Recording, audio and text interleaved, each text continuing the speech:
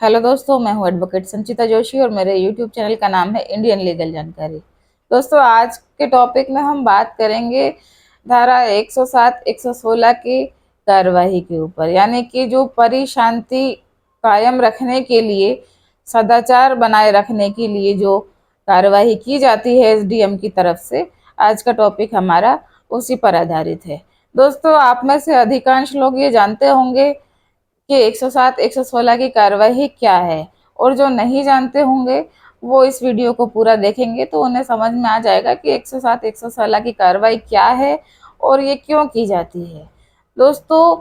आप में से अधिकांश लोग ये सोचते होंगे कि जब अचानक आपके पास में कोई ऐसा नोटिस आ जाता है, यानी कि सम्मन आ जाता है जिसमें आपको कोई भी पुलिस वाला आकर ये सूचित करता है नोटिस के माध्यम से कि आपको जाकर अपनी बेल देनी है, यानी कि अपना मुचलका करवाना होगा, आपको थाने में उपस्थित होना पड़ेगा, या कई जगह पे ये एसडीएम में भी होती है इसकी जमानत। तो आप कंफ्यूज हो जाते हैं कि ये आखिर क्या है और हमको क्यों भेजा गया है। तो दोस्तों, ये एक्चुअली एक प्रकार की ऐसी कार्रवाई है जिसमें पुलिस थानों की थोड़ी मेहनत को बचाया गया है, यानी कि पुलिस में छोटे छोटे प्रकार के अपराध दर्ज ना करने पड़े, उसके लिए ये कार्रवाई की गई है। यानी कि मान लीजिए कि आपके साथ किसी व्यक्ति का विवाद हुआ, और वो विवाद ऐसा था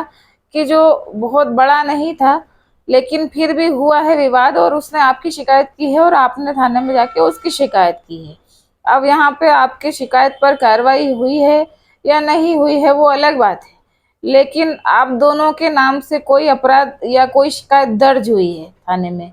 तो ये आपका रिकॉर्ड में आ जाता है पुलिस थाने के। अब यहाँ पे आपको नोटिस भेजने का क्या तात्पर्य होता है, यानी कि आप सोचोगे कि हम तो अपनी शिकायत लेकर गए थे, हम तो खुद फरियादी थे, फिर यहाँ हमको कैसे आरोपी बना दिया कि अब एक तो न्याय मांगने गए थे, ऊपर से अब हमको अपनी खुद की प्रतिभूति यानी कि खुद की जमानत करानी पड़ रही है।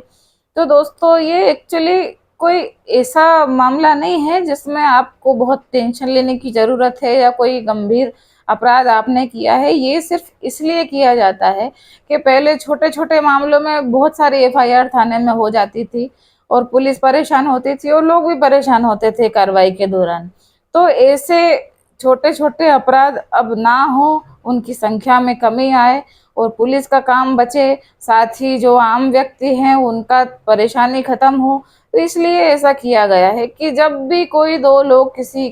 एक दूसरे के खिलाफ शिकायत लेकर जाते हैं, चाहे वो शिकायत छोटी हो, चाहे वो बड़ी हो, चाहे वो पुलिस हस्तक्षेप में आती हो, चाहे वो पुलिस हस्तक्षेप में नहीं आती हो, लेकिन एक बार जो आपका थाने के रिकॉर्ड में चढ़ गया है नाम कि हाँ, इस फला व्यक्ति ने फला व्यक्ति की शिकायत की थी और इस व्यक्ति की इस व्यक्ति ने शिकायत की थी, तो होता ये है कि पुलिस को जब भी आवश्यक लगता है कि इन दोनों में वापस विवाद होने की संभावना हो सकती है, तब पुलिस दोनों पक्षकारों को, यानी जिसने शिकायत की थी, जो फरियादी था वो भी, और जिसने शिकायत नहीं की थी, जिसके ऊपर शिकायत हुई थी वो भी, दोनों को पुलिस 107 116 का नोटिस भिजवाती है और उसके माध्यम से आपको एक पेशी दी जाती है जिस पर आकर आपको अपनी प्रतिभूति यानी कि अपनी जमानत दी जाती है, यानी कि आपको अपनी जमानत देना होती है वहां आकर। तो दोस्तों, सबसे पहले तो ये जान लें कि ये जमानत कहाँ जाकर देनी होती है। तो ये बड़े शहरों में एसीपी लेवल के व्यक्ति, एसीपी लेवल के अधिकारी ऐसी जमानत लेते हैं, और छोटे शहरों में यानी कि छोटे गांव में,